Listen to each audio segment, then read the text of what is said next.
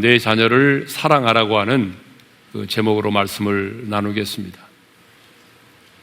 사실 자녀를 사랑하지 않는 부모는 없습니다. 모든 부모는 자녀를 사랑합니다. 자식이 내 유전자를 가졌기 때문이 아니라 부모는 본능적으로 자녀를 사랑하게 되어 있습니다. 그런데 오늘 우리가 읽은 본문을 보게 되면 자녀를 사랑하라는 말이 나오지 않습니다. 아니, 사랑이라고 하는 단어도 나오지 않습니다. 그런데 오늘 말씀의 제목이 뭐라고요? 내 자녀를 사랑하라입니다. 왜냐하면 오늘 본문의 내용이 자녀 사랑에 대하여 가르쳐주고 있기 때문입니다. 물론 성경은 부모를 공경하고 사랑하고 순종하라고 하는 말씀이 훨씬 더 많이 기록되어 있지만 부모 역시 자녀를 사랑해야 한다라고 가르치고 있습니다. 디도서 2장 4절의 말씀을 읽겠습니다. 다 같이요. 그들로 젊은 여자들을 교훈하되 그 남편과 자녀를 사랑하며. 그러므로 부모가 자녀를 사랑하는 것은 의무이기 전에 너무나 당연한 것이다라고 하는 것입니다. 그런데 우리들 주변을 보게 되면 자녀를 사랑하되 비뚤어진 자식 사랑을 하고 있는 부모들이 너무나 많이 있습니다. 열심히 자식을 사랑하고 있는데 잘못된 사랑으로 자식을 사랑하고 있는 부모들이 의외로 많습니다. 그런데 이렇게 비뚤어진 부모의 사랑을 받고 자란 자녀들은요, 사실 성인이 되어도 스스로 할 수 있는 것이 별로 없습니다. 대학을 나와 직장에 들어가도 적응하지 못하고 뛰쳐나옵니다. 결혼을 해서 가정을 이루었어도 계속적으로 관계의 어려움을 겪습니다. 계속적으로 돌봄이 필요합니다. 공감 능력이 없습니다. 이것이 바로 비뚤어진 자식 사랑이 만들어낸 결과라는 것입니다. 그러면 하나님의 사람인 우리는 자녀를 어떻게 사랑해야 할까요? 아니, 자녀를 사랑한다는 것은 구체적으로 무엇을 말할까요? 오늘 보면은 우리에게 자녀를 이렇게 사랑해야 된다라고 가르쳐주고 있습니다. 자, 자녀를 사랑하는 것은 소극적인 의미에서 먼저 내 자녀를 노엽게 하지 않는 것입니다. 자, 본문 4절 상반절의 말씀을 우리 다 같이 읽겠습니다. 다 같이요. 또 아비들아 너희 자녀를 노엽게 하지 말고, 이 노엽게 하지 말라는 말은 화나게 하거나 격분시키지 말라는 말입니다. 물론 우리가 자녀를 키우다 보게 되면 책망도 필요하고 징계도 필요합니다. 그렇지만 이 책망과 징계 역시 부모와 자식 간에 아주 충분한 관계가 있을 때에만 행해져야 한다는 것입니다.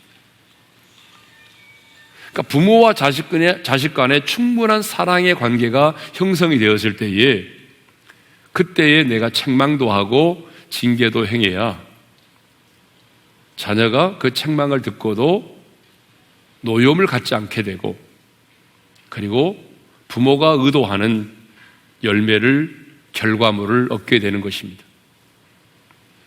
자, 그러면 왜 우리는 우리의 자녀를 노엽게 해서는 안 될까요? 자녀를 노엽게 하지 말아야 될 첫 번째 이유는요, 자녀가 내 소유가 아니기 때문에 그렇습니다. 자녀는 여러분 내 것이 아닙니다. 하나님께서 내 가정에 맡기신 선물입니다. 그래서 시편 127편 3절에 하나님의 말씀은 이렇게 우리에게 선포합니다. 함께 읽겠습니다. 다 같이요. 보라, 자식들은 여호와의 기업이요 태의 열매는 그의 상급이로다. 여기 기업이다라고 하는 말은 유산이라는 말인데 좀 더 쉽게 풀어 설명하면 선물이다라고 하는 것입니다. 내 자식은 내가 낳았기 때문에 내가 원하는 방식대로 키울 수 있는 존재가 아니라 하나님이 우리 가정에 맡기신 선물이라는 것입니다. 그런데 우리는요, 내 새끼, 내 소유, 내 자식이라는 그런 소유의식이 깔려 있습니다. 또 우리가 자녀를 왜 노엽게 하지 말아야 됩니까? 두 번째 이유입니다. 두 번째 이유는 하나님의 형상대로 지음받은 존재이기 때문입니다. 하나님께서 이 세상을 창조하실 때, 만물을 창조하실 때는 말씀으로 창조하셨습니다. 저 아름다운 꽃들도, 하늘에 나는 새들도, 저 하늘에 빛나는 별도 하나님이 말씀으로 창조하셨습니다. 그런데 우리 인간을 지으실 때는요, 하나님이 말씀으로 창조하지 않으셨습니다. 당신의 형상을 따라 창조하셨습니다. 그러니까 우리 인간에게는요, 하나님의 성품과 기질이 있는 것이고 하나님과 영적으로 친밀한 사귐을 가질 수 있는 특권이 있는 것이죠. 우리의 자녀들이 그렇게 하나님의 형상대로 지음을 받았다는 거죠. 내가 볼 때는 내 자녀가 못나 보이고 너무나 부족함이 많고 심지어는 장애를 가지고 태어났을지라도 내 자녀는 하나님의 형상을 가진 고귀한 인격이다라고 하는 것입니다. 그러므로 누구도, 어떤 부모도 하나님의 형상대로 지음을 받은 내 자녀의 고귀한 인격을 짓밟을 수는 없습니다. 하나님이 부모된 우리에게 하나님의 형상대로 지음받은 내 자녀의 고귀한 인격을 짓밟을 수 있는 권리를 주지 않았습니다. 왜 우리가 우리 자녀들을 노엽게 하지 말아야 됩니까? 첫째가 뭐예요? 내 소유가 아니기 때문에. 두 번째가 뭐예요? 하나님의 형상대로 지음받은 고귀한 인격이기 때문에. 자, 그러니까 이것을 보게 되면 내 자녀를 노엽게 하지 않으려면 뭘 알아야 돼요? 내 자녀가 어떤 존재인지를 알아야만 한다는 것입니다. 내 자녀가 어떤 존재인지를 알아야만이 우리는 내 자녀를 노엽게 하지 않을 수가 있는 거죠. 그러면 현실적으로 자녀를 노엽게 하는 것은 뭐죠? 무엇이 우리의 자녀들로 하여금 화를 나게 만들고 그리고 격분하게 만들까요? 여러 이유가 있습니다. 정말 이유가 많습니다. 그런데 대표적으로 부모의 폭언과 폭력 때문입니다. 이 부모의 폭언과 폭력 때문에 가출을 하고 폭력적인 성향을 갖게 된 자녀들이 얼마나 많습니까? 청소년들을 대상으로 설문조사를 해보게 되면 10가정 중에 3가정에는 가정에 폭력이 있다는 것입니다. 그리고 가정폭력에 노출되어 있는 자녀들은요, 반드시 학교에서 폭력으로 이어지고 있다는 사실이에요. 또 부모의 무관심과 차별이 우리 자녀들을 노엽게 할 때가 많습니다. 어떤 부모는 너무 자녀에게 집착을 해서 문제가 되기도 하지만 또 어떤 부모는 자녀에 대해서 너무 무관심하게 거의 방치하다시피 무관심해서 자녀를 노엽게 할 때가 있어요. 우리가 뉴스를 보고 충격을 받았지만 부모가 게임에 빠져서 아이를 돌보지 않으므로 첫 돌을 앞두고 있던 그 아이가 굶어 죽었어요. 5살 난 아들과 3살 난 딸은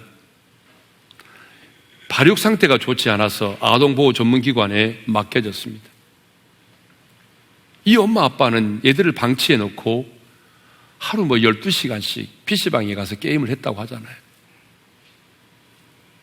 이렇게 부모의 무관심과 방치가 우리 자녀들을 노엽게 할 때가 있습니다. 여러 학술 자료를 보게 되면요, 아이들이 컴퓨터에 빠지는 여러 가지 이유가 있는데 가장 큰 이유가 뭔지 아세요? 부모의 무관심입니다.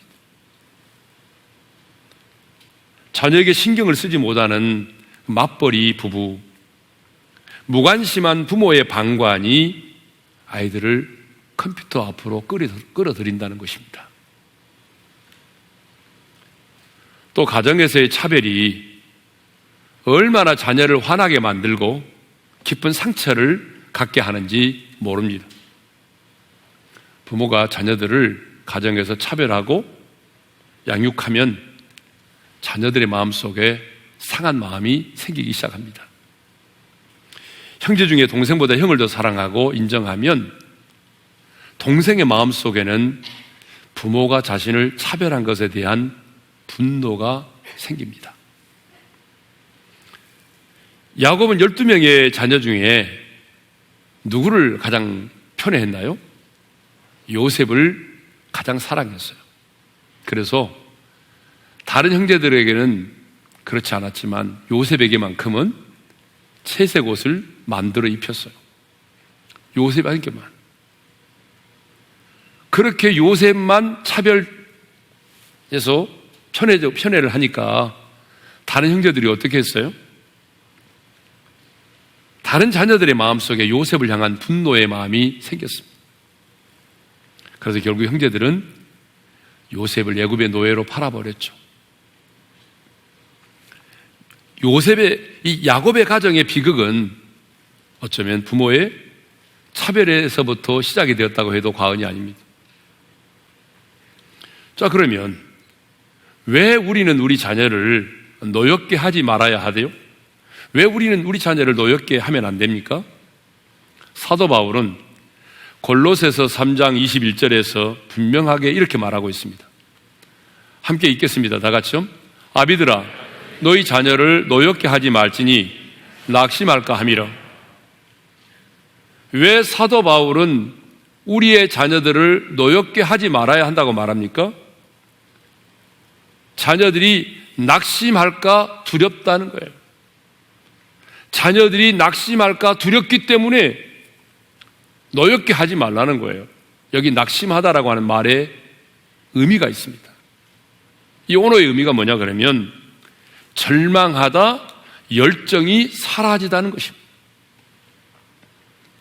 여러분, 부모의 역할이 뭡니까? 부모의 역할은 우리 자녀들에게 꿈을 갖게 만들고 그 꿈을 향하여 끊임없이 달려가도록 열정과 희망을 갖게 만드는 것이 부모의 역할이잖아요. 그런데 도리어 부모가 내 자녀를 노엽게 하면 우리 자녀들의 마음속에 열정이 사라져버린다는 것입니다. 내가 왜 살아야 되는지, 내가 왜 공부를 해야 되는지, 내가 왜 달려가야 되는지 그 이유를 상실해버린다는 거예요. 누가? 부모가. 부모가 자녀를 노엽게 만들면 자녀가 그렇게 된다는 거예요. 그러니까 그래서 자녀를 노엽게 하지 말라고 말합니다. 또 부모가 왜 자녀를 노엽게 하면 안 됩니까? 또 하나 이유가 있습니다. 첫 번째 이유가 뭐예요? 낙심할까 두렵다. 열정이 사라지게 한다. 두 번째 이유가 뭐예요? 그 노여움이 일평생 자녀를 사로잡는 제2의 천성이 될 수 있기 때문에 그렇습니다. 우리가 습관을 뭐라고 말해요? 제2의 천성이라고 말하죠. 그런데 부모로부터 계속적으로 노여움을 받고 자라면요, 그 노여움이 겉으로 드러나지 않는 아이의 마음속에 쌓여가지고 습관처럼 제2의 천성이 된다는 거예요. 그렇게 되면요, 어떻게 될까요? 인격이 파괴되고 영적으로는 하나님과 멀어지게 되고 심지어는요, 하나님을 대적하는 자녀가 될 수도 있는 것입니다. 지금까지는 우리가 자녀를 사랑하되 소극적으로 자녀를 사랑하는 게 뭐냐? 내 자녀를 노엽게 하지 않는 것이다 라고 하는 말씀을 나눴습니다. 이제 두 번째로, 그러면 적극적으로 부모인 우리가 자녀를 사랑하는 게 뭐죠? 오늘 본문은 이렇게 말합니다. 4절 하반절이죠. 다 같이 읽겠습니다. 시작. 오직 주의 교훈과 훈계로 양육하라. 주의 교훈과 훈계로 양육하라는 거예요. 예? 이게 자녀를 사랑하라는 거라. 자녀를 사랑한다는 것은 말이 아니에요. 주의 교훈과 훈계로 양육하는 것이 적극적으로 내가 내 자녀를 사랑하는 것이라는 거예요. 여기 양육하다는 말이 있죠. 이 말의 뜻이 뭐냐 그러면 자라도록 돌보다, 영양을 공급하다, 그런 의미거든요. 그러니까 우리 자녀들이요, 어때요? 부모님을 통해서 모든 영역에서 안정적으로 균형 잡게 잘 성장할 수 있도록 그 역할을 하는 것이 뭐예요? 그게 부모의 역할이에요. 그게 양육이라는 거예요.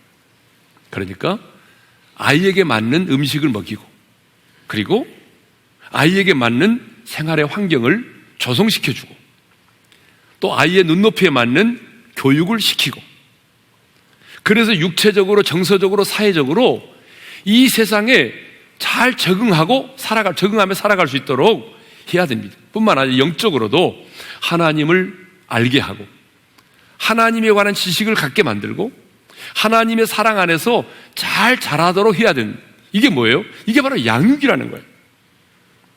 이게 좀 더 구체적으로 부모는 그러면 자녀를 어떻게 양육해야 됩니까?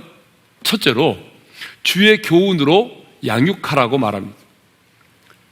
주의 교훈으로 양육하라고 하는 말은요, 모든 영역에서 잘 자랄 수 있도록 충분한 영양분을 공급해 주라는 거예요. 여기서 강조한 게 뭐예요? 모든 영역입니다. 지식적인 영역만이 아니고요, 사회적인 영역, 육체적인 영역, 공감의 능력, 영적인 영역, 이 모든 영역에서 우리 아이들이 균형 잡힌 성장을 잘할 수 있도록 부모가 어때요? 주의 교훈으로 양육을 해야 된다는 것입니다.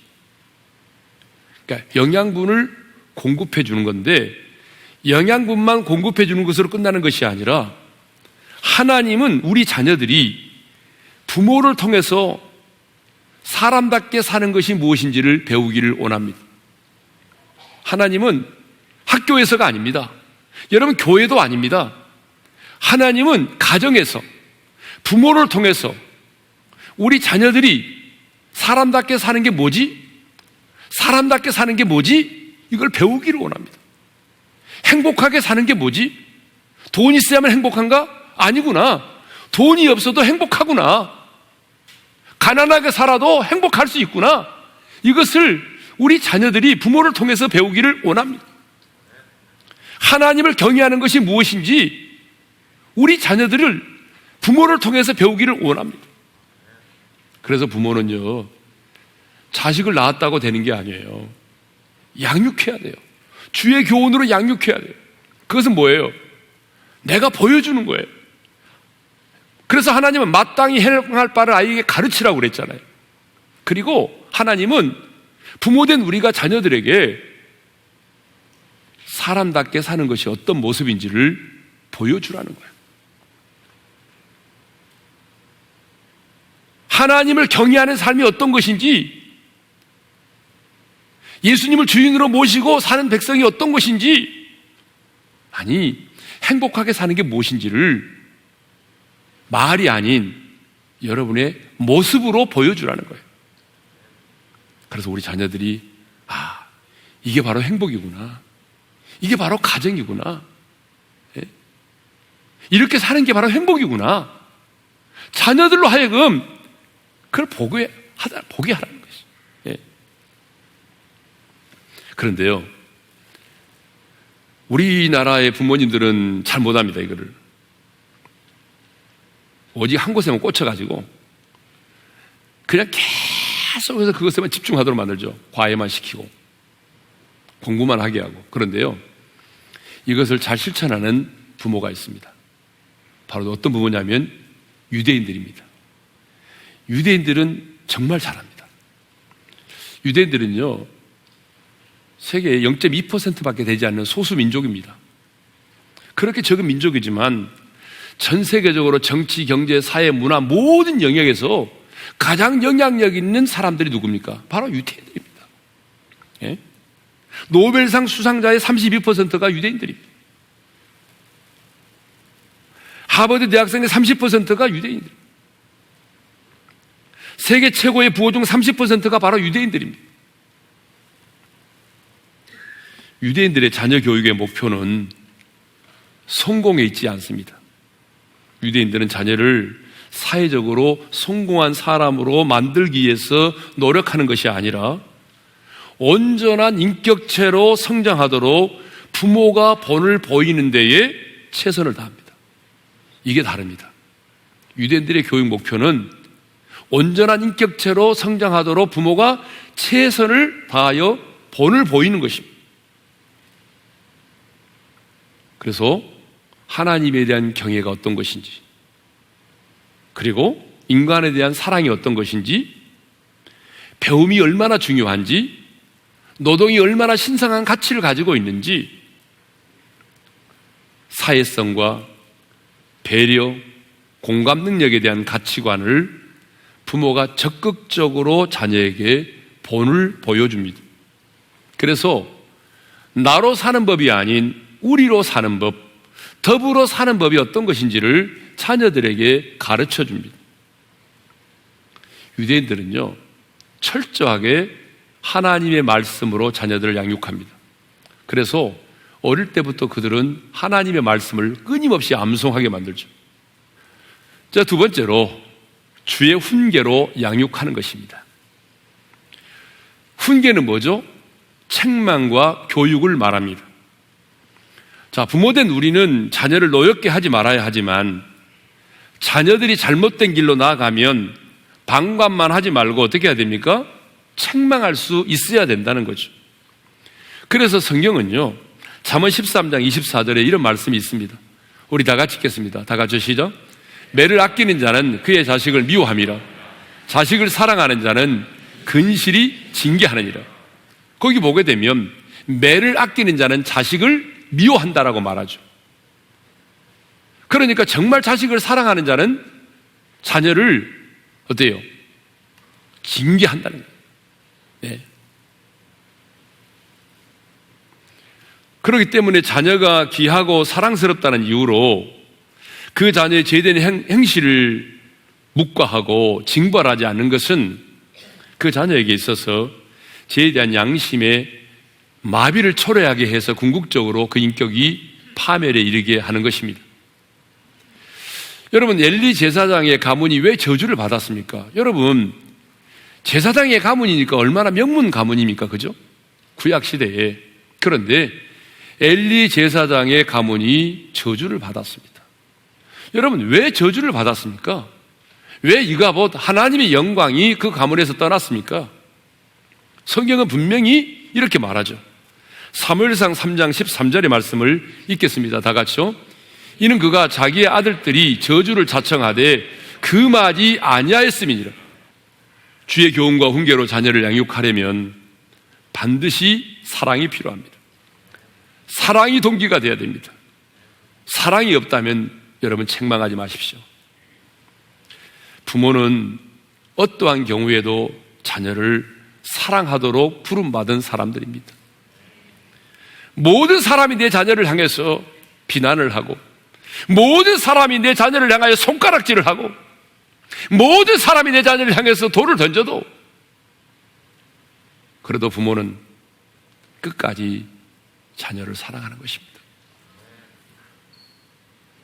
그 사랑하는 마음으로 내 자녀를 교훈하고 훈계하고 양육하는 것입니다.